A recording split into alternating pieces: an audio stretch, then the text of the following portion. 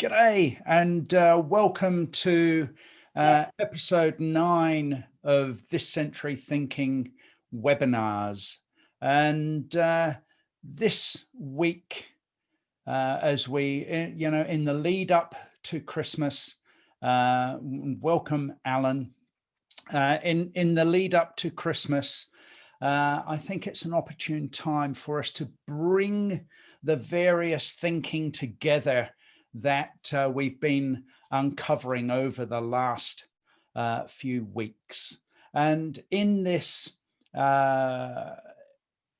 episode, we're going to look at the leader as a regulator. And we touched on this a bit last week as we got into the Conant-Ashby, but a little bit more on that a little later. As ever, I come working from home and living in Wurundjeri country, and I pay the respects to the Wurundjeri people of the Kulin Nation that have provided this or stewarded this land for us over the last many tens of thousands of years, 40,000 years or more. To them, my respects, and welcome. It's been quite a fortnight for me. I tell you, my wife and I had the opportunity after Melbourne lockdown and the borders opened, boom, we were down the track to Adelaide and stayed with our daughter for a week. And it gave me, such a joy on so many levels. First, just the simple expression of freedom as you break through what was previously a barrier to our traveling, right? Through the state border and freedom. It felt, because we hadn't been able to do anything like this for so many months. And then this wonderful sunset greeted us on the second day that was just startling. And you just can't help but have respect for nature in all of its glory. It's just an amazing display. It's a shame, really, that the houses were in the way or I couldn't get up on top to get a better view. But such was the splendor. And we got a chance to meet Mum. Now, this is my dad's second wife, and Hilda, or Mum to us, is 90. We celebrated her birthday when we were last there in March. And it was an absolute joy to see a 90-year-old so excited to see us. And yet, in the midst of that, holding such sorrow for the loss of her husband of 45 years. And she's such a beautiful woman, and brings a tear to my eye. And it was just the courage and the respect I have for her and the courage that she showed right through that, the grace of greeting people that had never spoken to her much in the last 20 years, but had come to pay their respects at the funeral. And this dear lady just met them with the grace and the gratitude for what they showed. So there's so much that's important in this world that falls out of contention in a very much rationalist world. So my respects to my mum, Hilda, and of course to my darling wife. And that was such a joy in being able to do that. And there, we have the matriarch of our family and the heir apparent in Vicky. And it's been a year of regulation. I think we've all known our public health officers, our chief public health officers by name. And if it weren't for COVID, we wouldn't have been able to do that. And the power that they've been able to hold in prescribing ways to keep us safe, right? It's been really quite remarkable, certainly within Australia, to see how well people have paid attention to the good advice that has come from that. And it's been a year of regulation at home too. There's one thing working from home when it's, been for so many years, the dominion of my lovely wife, who has also worked from home. And once again, easy to fall into line, and also to have an appropriate disregard when one feels a little bit brave, right? And a year of regulation that's impacted our family as well, as it has so many of us, as like with many modern families, we're separated, by half of our family 750 kilometers away. And yet the other half is only 3 kilometers away. But at times, the distance was immaterial. It was just the fact that these regulations forced us to do things over the online media, social media and the like. Connectivity was absolutely crucial. And these are one of the things that has come up. So there's courage. It's been a year of regulation. It's been a year of courage. It's been a year of care. And it's been a year of connectivity.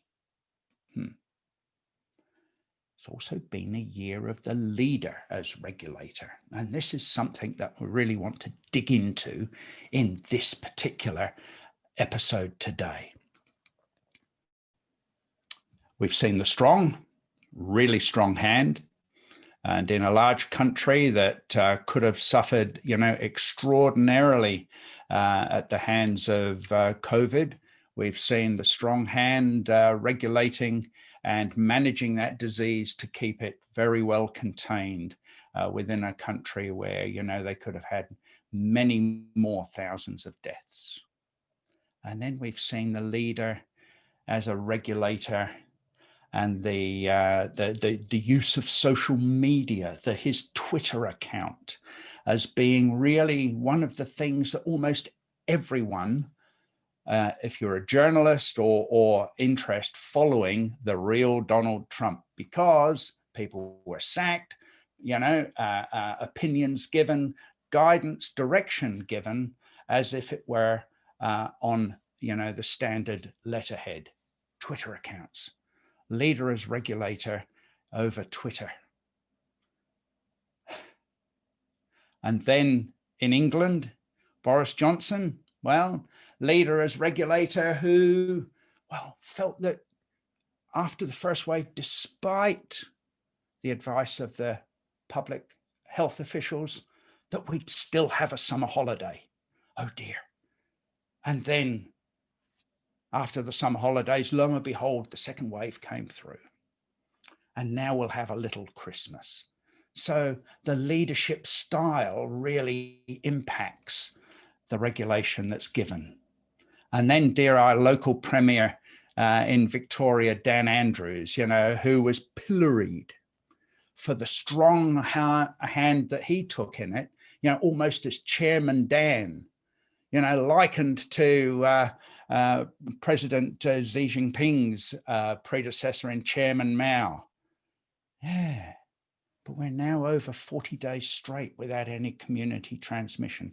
He took 700 a day, and the public health system and all of the officials and the frontline staff, everyone, and the community got behind it to bring that down to zero. So leader as regulator really having differing impacts. And so we can see just with these 4 examples how important it is to really think about leader as regulator and leader as model.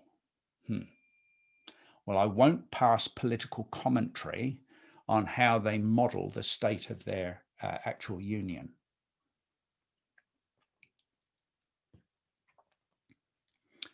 but I think we can all draw our own conclusions from that, that the leader as model reflects the state of their nation. So, as we touched on last time, Professors Conant and Ashby in 1970 wrote a paper called "Every Good Regulator of a System Must Be a Model of That System." Now, if you love pure mathematics, and who wouldn't, then the paper actually proves this statement to be true. So this is a theorem that has been proven. Every good regulator of a system must be a model of that system. So let's play with that a little. Every leader is a regulator. Every good regulator of a system must be a model of that system. So if we follow the syllogism through, then every good leader must be a model of that system. So where does that take us? Well, over the last eight webinars, we've introduced a range of models. And I've expressed, my desire through this and in recording these, that it would give me a chance to give voice to a narrative that will come into my book next year called This Century Care, How to Lead Without Playing Dice with the Future. And it got me thinking, because part 3 of that book was going to introduce yet another leadership model. But then I thought hard about Conant and Ashby, and actually we can bring the models that we've been talking about together in an integrated set. And that's what I want to uncover for you today, and how we might advance the thinking around leader as a model of the complex adaptive system that they regulate. Let's do that. So I started by thinking that, well, Professor Stephen Klein, sadly deceased as cancer took him way too early in his life, wrote the book, The Conceptual Foundations for Multidisciplinary Thinking, back in 1995. And it's a deeply philosophical book, and one really worth the effort to read. But if you take nothing else away from it, take this, that 3 views, a minimum of 3 views, are necessary to understand the full range of situations and processes that are vital to humans. And we want to deal with things as leaders that are vital to humans, because leadership is about people, right? Absolutely. It's not about strategy, albeit direction's important. We can always find a good strategist. As Tom Peters would remind us, leaders do people. So leaders need a minimum of 3 views to understand the full range of situations and processes vital to humans. So let's bring that into being. And I was thinking about this, that the 3 views are these: a panoptic, that's the view from the mountain, surveying the landscape and the boundaries of what we're actually understanding, right? So that's really getting to grips with the boundaries, and if in the sense of our complex adaptive enterprise, what do we see as the boundaries on our complex adaptive enterprise? And the view from the mountain. Then there's the synoptic view. And this is really understanding the major pieces in the landscape and how they're connected, right? And you can think of a roadmap that helps us do that. There's a metaphor, if you like. And then there's the piecewise view, which sort of says, yeah, well, okay, but we realize that the devil's in the detail. So if we go back to the view from the mountain analogy, then what we'll say is, look, that's fine. You can see out and you can choose the direction. You can look over your shoulder and see where you've come from and choose the general route. You can use the synoptic view to be much more specific about the directions and the pathways that you'll take. But it's not until you walk the ground do you understand whether or not it's deeply boggy and whether or not you need another route. So that's really the importance of the piecewise view. But then that's very much an extrinsic, an exterior view of the human condition. There's also the innate, the intrinsic view, and that we're constantly balancing these two. So let's use that frame and explore how that helps us get an integration of models for leaders in managing and regulating a complex adaptive enterprise. So the first view comes down to what is the harsh reality, right? And there's a little bit of the Stockdale paradox that comes in there. You can, by all means, have some hope for the future, but one needs a deep grip on the harsh reality that we're actually facing. So from the panoptic view, as we're looking forward, we're always remembering also to look back, because as what people see of us behind is how they see us, despite the more rose-colored glasses we might have of our own condition. And we can approach this with this question. So take the view from the moon, because, complex adaptive enterprises, as we've explored on several occasions, even for the local wine cellar or bottle shop down the road, they've got stock from all around the world. So however small and your enterprise, we're globally connected today. So a helicopter view is never enough. What's the view from the moon? Looking forward and looking back. What impact do you see? What impact do others see? And this is it. And when we think about impact, we need to think about planet, the environment, planet, people, as well as profit, and how we achieve all three, and particularly achieving the profit without doing harm to the other two.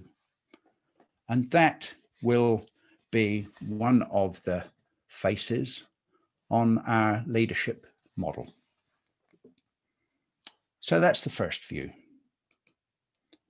The second view then is still the panoptic. So we're on top of the mountain, but then, intuitively, each of us carry some aspirations for ourselves, for others, for the planet.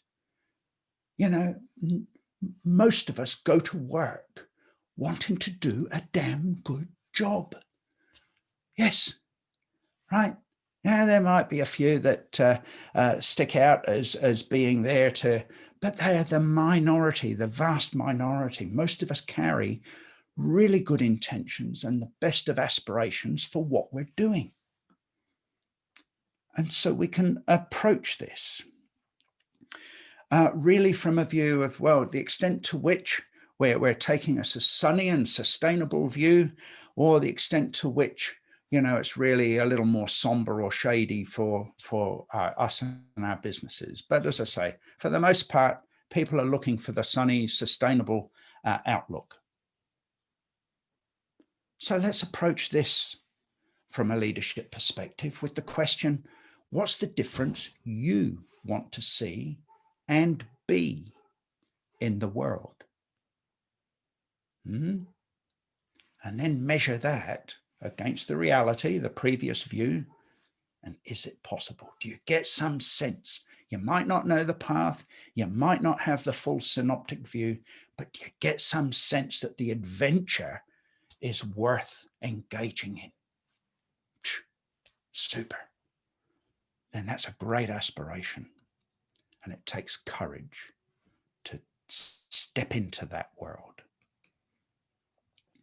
And we've looked at this over 3 different webinars, as each of the 3 webinars looked at the value conceived, the value contributed, And how do we know the value counted?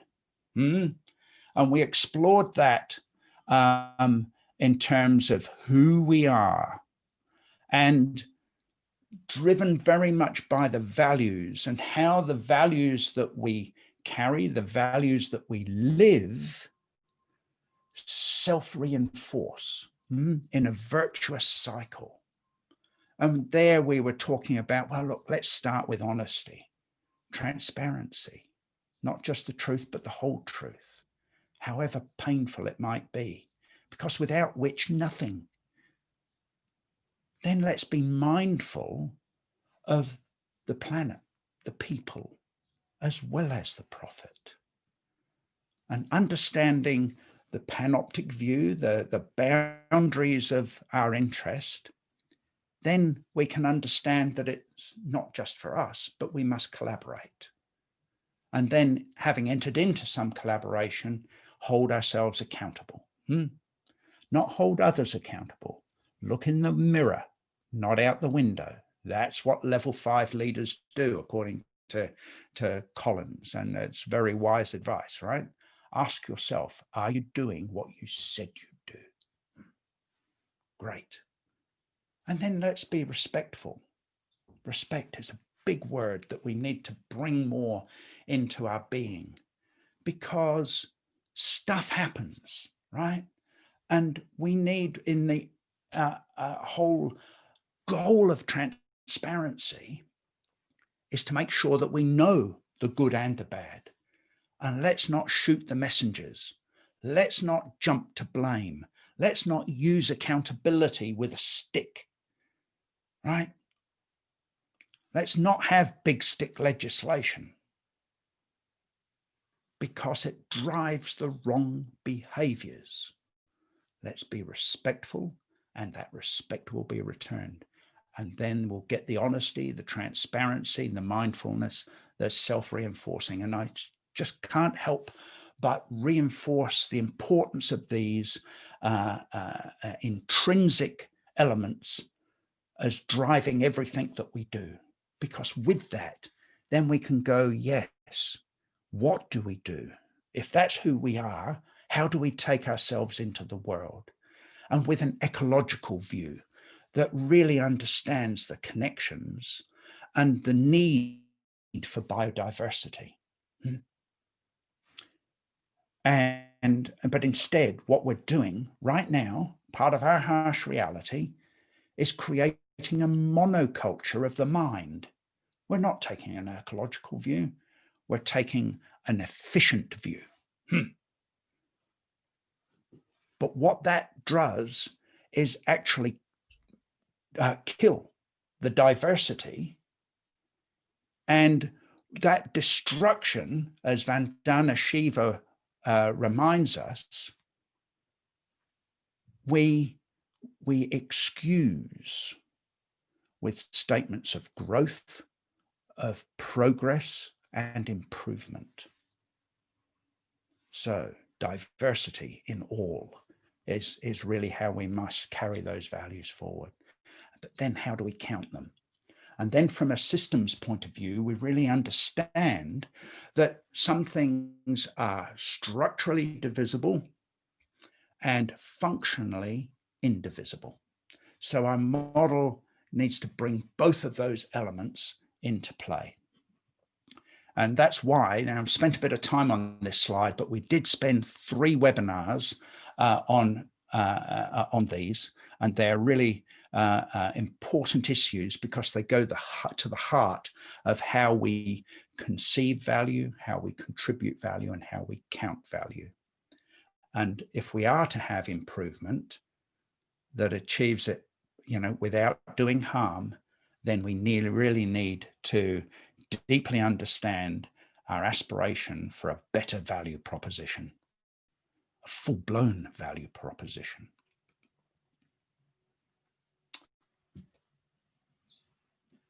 Our third view goes to the synoptic, and this is just about the connectivity about the parts. But we're not really good at talking about relations, hey? We can talk about the pieces, we can talk about the point solutions, we can talk about our aspirations, connect point to aspiration, connect strategy to aspiration, and forget about the connections amongst the parts. And that's sort of like having a heart surgeon work on you here and forget about the kidneys back here, right?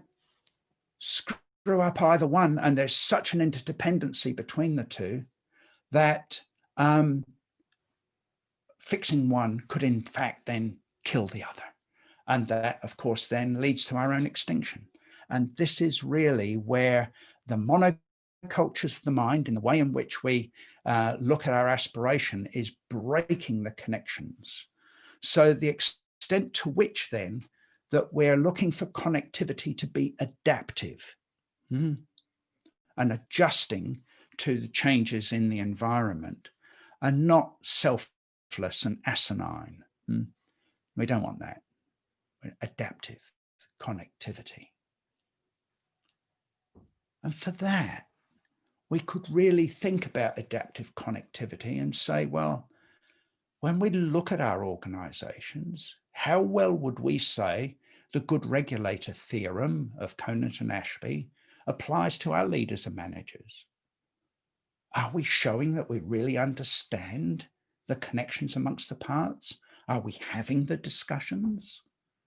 So these are questions, and they can be really quite simple, but are they meaningful? Or are the discussions being had and then jumping back to the point solution because that's comfortable?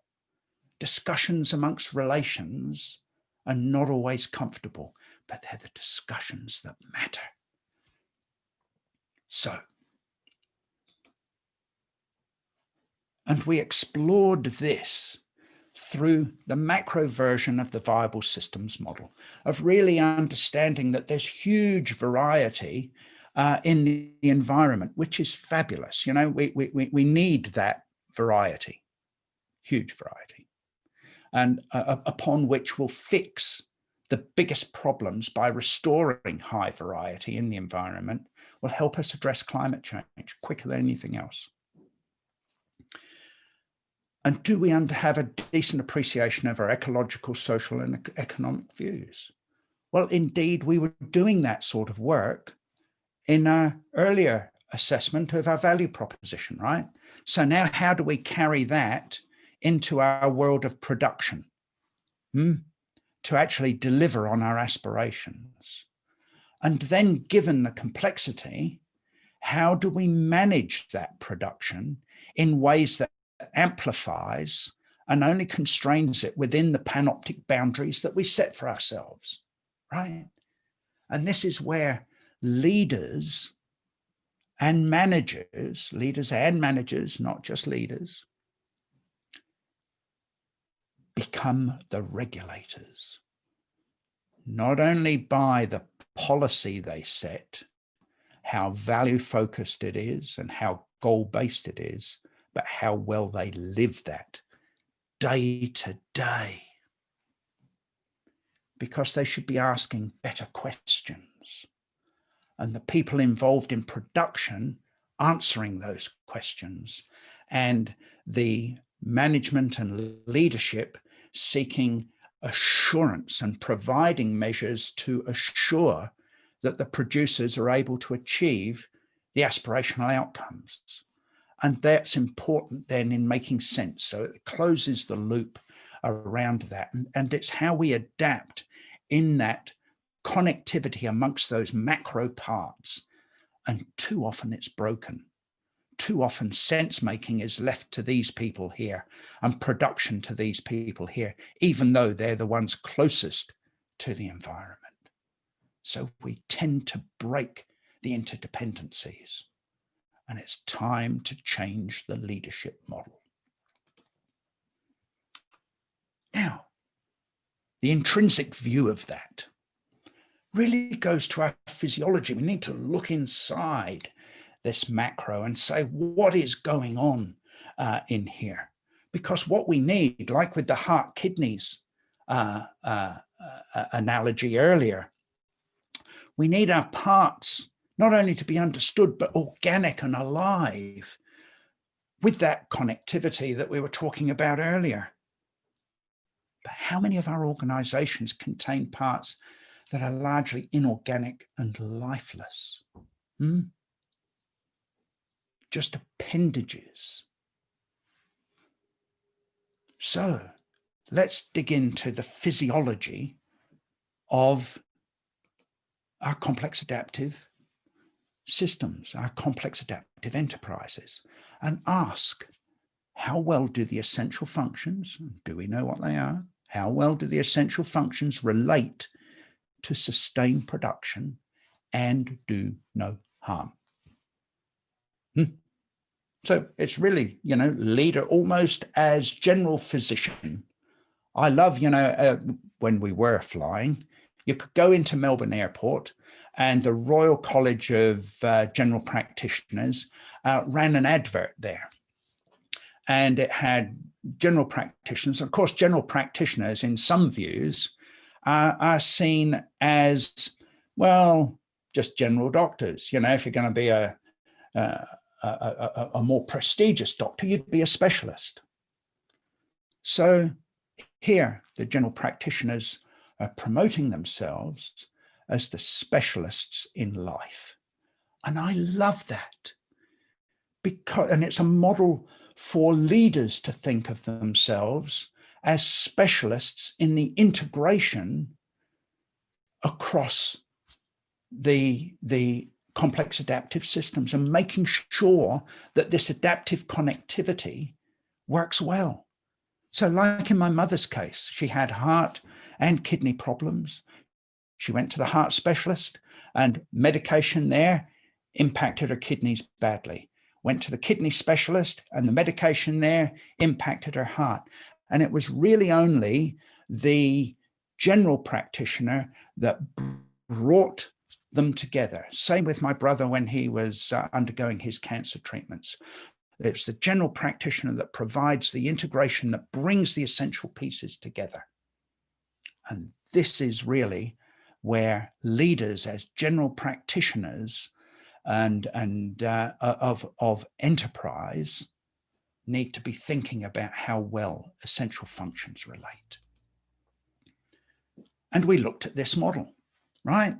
And this is my take on the viable systems model from Professor Stafford Beer. And I deal, just like with Professor Beer, 6 main functions. And Professor Beer's called them just simply system 1 through to system 5. And you'll see the numbers on the chart. But for me, they relate best to governing, planning, managing, producing the impact, and assessing and assuring that the whole value proposition is going into the environment in its full glory, right? And it's the connectivity, the adaptive connectivity amongst all of these that is so critical. And this gives us a guide to how we can take the analogy of us humans as living beings into our complex adaptive enterprises and look at them as living entities, as indeed they are. And there's the main shaded areas there, which really go to the cognitive processes of the entities, and that they exist to amplify or constrain the productive capacity of the organization. Without doing harm here, right? We want impacts to be positive, not negative, genuine progress. And looking at the work of Professor Philip Lawn out of Flinders University, where he's actually looking hard and done a huge amount of work already in experimental form as well as productively on what a genuine progress indicator means for the world and how it will help us better appreciate impact. Really worth looking into that. Now, the fifth view, structure. And don't leaders love structure? I was in a major transformation, and I recall people at the divisional level looking at what they had in their organization, in their division, and what they didn't want, the bits they didn't want, and the bits that existed in someone else's organization that they did want. And there was the trading. You know, you talk about the old analogy of shuffling chairs on the deck chairs on the Titanic, but it was this self-interest of leaders in driving structural change, really trying to make their life easier. Now it's a bit cynical, but I've seen it so many times. So let's look at structure from a somewhat different perspective. And let's ask this question. Is our structure congruent with our full value proposition? You know, remember this? You remember this? And that's the full value proposition of what we contribute, what we do, and how we count it, right? Let's structure and bring that value into how we do our structure. This comes before that. And we know that, but yet too frequently structure comes first.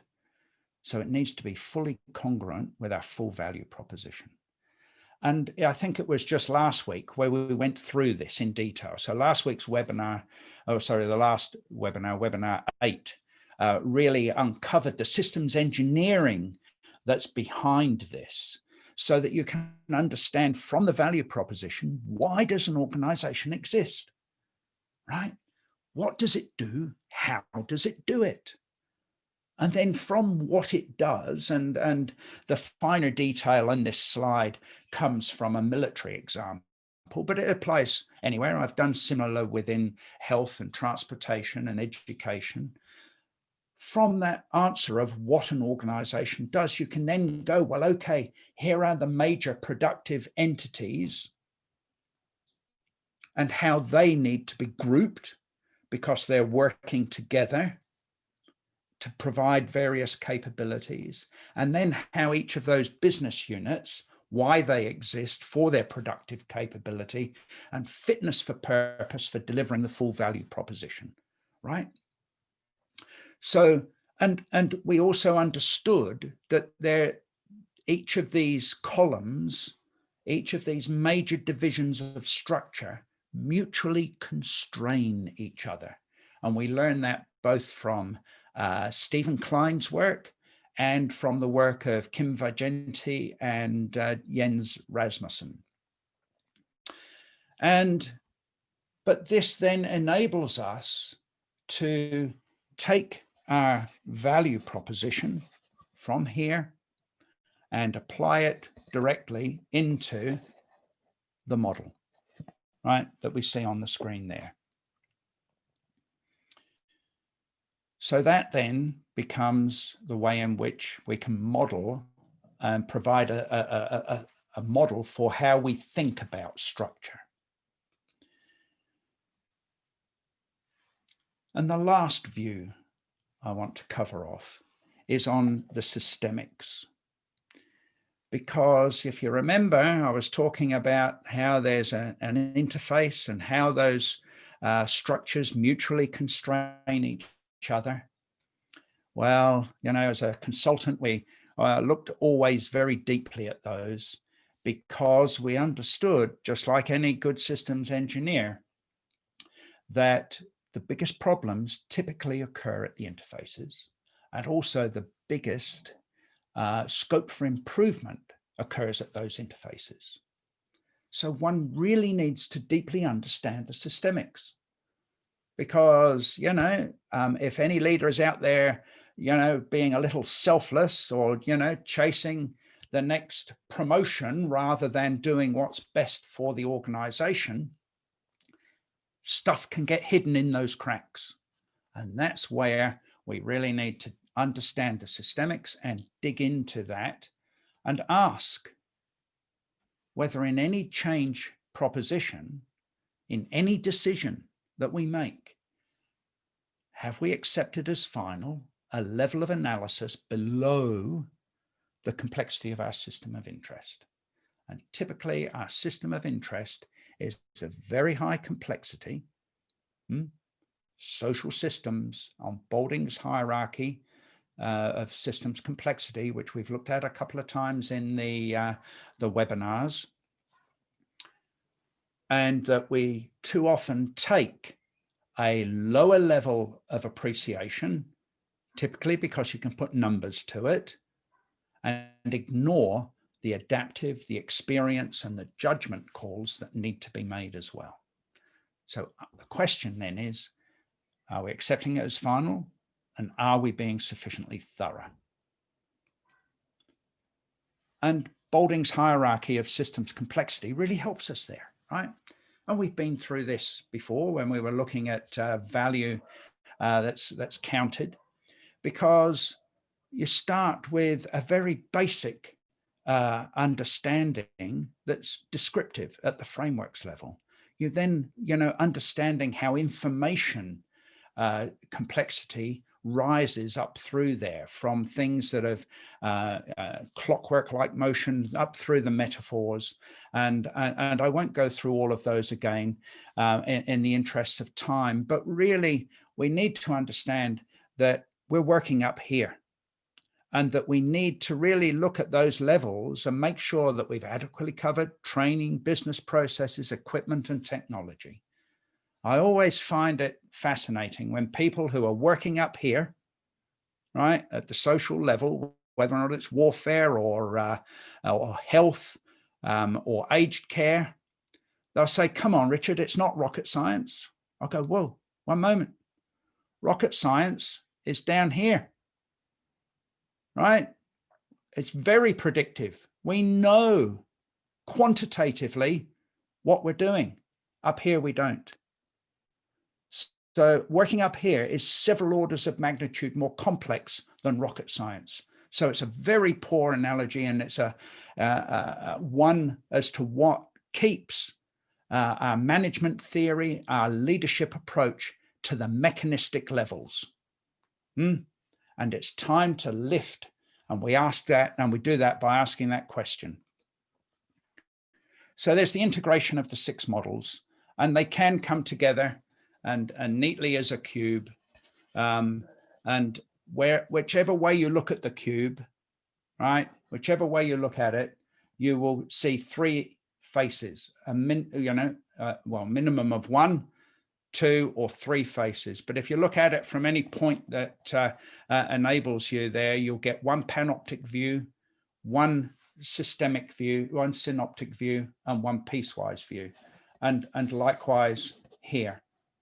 And what it helps us understand is that actually, if our complex adaptive enterprise is sitting inside this, and that these are the likes of stained glass windows in our cathedral, then we can allow the light to shine through these models onto our enterprise. And we can use it in a diagnostic sense. How do we see the organization, and how do others see it? And we can use it in a design sense. So where do we take it forward from where we are?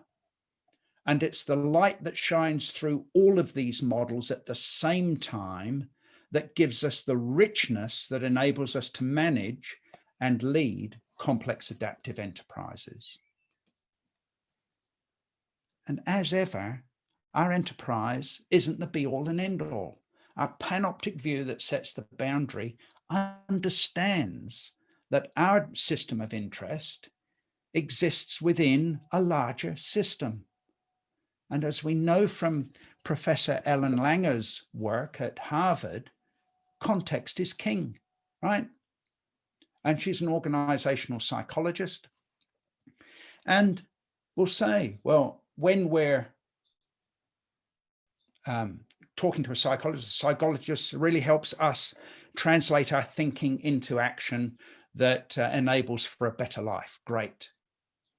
But when we're dealing with social enterprises, as we are, then we need to look in the larger system and see what changes we can make there that impact the behavior of the system of interest. That's why context is king. And that's why a systems approach is absolutely crucial in thinking for this century. And I've stressed many times the importance of connection. So there's 3 things in the box. One of them is connection. And not only the connection amongst the models, the connection between the views, the connection between the parts, the connection between people. Care is in the box. We need care in using these models. It was George Box who said that all models are wrong, some are helpful. You know, I encourage people to use these models as lights, like shining through the stained glass windows in that cathedral, and see how it reflects on you in either a diagnostic or a design sense. But remember that it's not an abstract system in there. Care is needed because it's people. It's a human activity system. And the last thing that's in here is my offering of courage to leaders to create their own paradigm. Don't be bound by the mechanistic views that served us so well in the last century. They're no longer applicable for this century. I was reminded only this week that it was only in 1966 or 68 when we got the first view from the moon of our planet. Now, it doesn't look heart-shaped, right? Right? It's not a balloon in the sky. We know that model isn't right. But it's only very recent that we can take a global perspective. So now that we have the power, let's have the courage to step away from non-ecological views. We have it within us. And the whole idea of leader as a regulator must be a model of the complex adaptive enterprise they lead. Need not be the stuff of science fiction. And so I conclude this series of webinars with my thanks for your gracious attendance and your questioning throughout these 9 episodes. I'll continue working, seeking continuous learning in the next generation of leadership and governance. We will find ways forward to unify the political, social, and technological aims. I'm firmly of the belief that we have all that we need to do that right now, right now. We can do that. Got all the ways of thinking. It's just whether or not we get over self-interest. That's the main issue. And from this, next year, lo and behold, we'll have 6 masterclasses, 6 keynotes, and opportunities for mentoring in bringing it together for planetary leaders, those that actually give a damn about the future in an ecological sense, for leadership teams. And lo and behold, that book will appear, as this one did earlier. And I'll have copies of that for those who would like a copy in very short turn. So if we're not already connected, please let's do so. And I thank you so sincerely for your attention. And I wonder if in the last few minutes we can open the microphones and welcome Alan. I am having trouble unmuting Alan today, unfortunately. Oh, there we go. Beautiful. Alan's figured it out. There we go. G'day, Alan. Hi, Richard. How are you? I am well, thank you. And yourself? It has been one very interesting fortnight for myself as well. Really? What have you been doing? Because you're Melbourne based as well, hey? I am indeed Melbourne based, yes. No, I've just been interacting with former partners and lawyers and going through a significant shift in that space in relation to the children. Certainly wow. Complicated and extraordinarily systemic. Yes. Yes. Oh, wow. Well, I wish you well.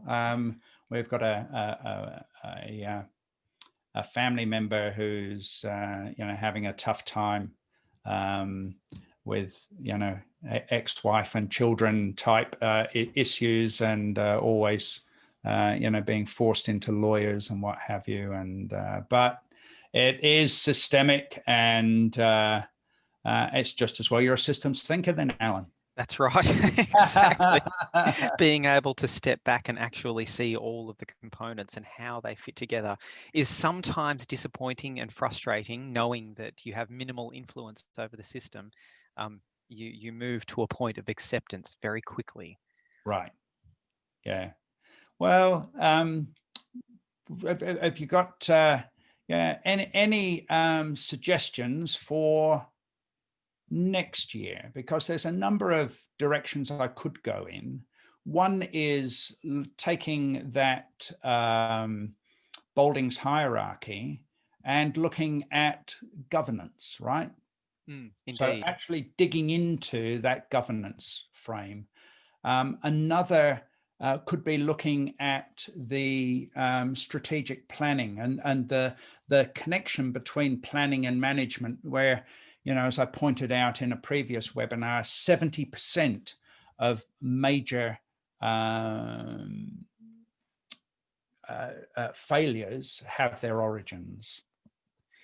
Yes, yeah, that would be an extremely interesting topic for sure. All right, well, yeah. Then maybe we'll do the. I'll look at the planning and management frame first, and then layer the. It would make sense to do that because it's like dealing with, in Beer's world, systems 3 and 4 first, and then layering governance over the top. Yeah, because yes, because half of the governance job is to assure a balance between the short term and the long term. That's exactly what I was just thinking. Yes, because they are quite a lot of connected, this, but not a lot of that.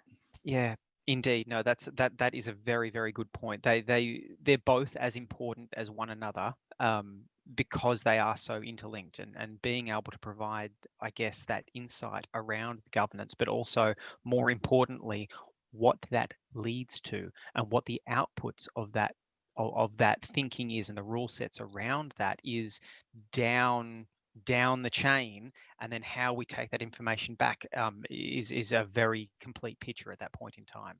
Rightio. Yeah. Wow. Well, I've got to say thank you so much for your interest. You've been a regular attendee. I think today there were a few registrations that I think will pick up the video as usual, the recording, and work from there. But you've also been a regular attendee, and appreciate your doing that. Oh, no, that's absolutely no problem. I've gained significant insight, and it helped to reinforce a lot of my own intrinsic beliefs and thoughts as well around how we can do different things in different ways to hopefully achieve better outcomes. Well, and this is it. This is why, as I said earlier, I put so much store in the value proposition and getting that right in its full 3 dimensions, or at least getting it started in its full 3 dimensions, because there may never be a right answer. I should stop saying get it right, but largely it is intuitive. You know, most people will probably want to buy electric cars for good reason, right? Most people will want to see coal and the burning of fossil fuels disappear from the planet. Most people will want to see regenerative agriculture build the biodiversity from the soil up. These are the sorts of things that, you know, we can embed into the value propositions of every single enterprise. Yeah, indeed. Yeah. And I think that one of the challenges that at least I've experienced in my work is that all of these things are valid and all of these things have fantastic benefits for not just us as individuals, but society and the planet as a whole. However, the immediate challenge seems to be that people know that they want to be around in 5 years, 10 years, 50 years, 100 years. Everyone knows this, but Right. they don't necessarily know how, and they don't necessarily then they're not necessarily then able to articulate what they need to do or what we all need to do as a citizenship to work towards those goals, not just for everyone to survive, but also just for us as individuals to survive. And it takes me back to the thought around the development of the original iPhone. Everyone knew that they needed the internet and they needed a camera and they needed to make phone calls and all of these things, but they didn't know that it was possible to do it from one device. And the device itself is not necessarily new or providing additional value that didn't exist before. All it's doing is consolidating our existing thoughts, our existing devices into something that is simple for us to understand Yeah. and use. And intuitive to use. That's right. Yeah, And well, that's really where I've tried to change some of the language around Beer's thinking, because his thinking is absolute gold, right? And it's thorough and it's articulate, but it's quite dense. that's right. It's And, very and complicated. I also think that for the most part, leaders are pretty good at the panoptic view, and they're pretty good at the piecewise views, albeit that they don't use the hierarchy of systems complexity. Where we fail mostly is at the synoptic level in between, and fail to understand the consequences outside our own defined boundaries. And that's when we do that, then I think, you know, it incites leaders as leadership as a license to kill, because we're just saying we don't care outside our own boundaries. That's someone else's problem. Well, that's that the world isn't, the world is one. It's not lots of pieces. Well, there we are. 11 o'clock. Thank you, Alan. And have a great break over Christmas. I trust you will. And to everyone who may be listening to this on the recording, mine and Vicky's and Trince's good wishes to you and your family. And may we come together again in 2021 with some new thinking and see how we can take that forward to have a regenerative 2021. Thanks now.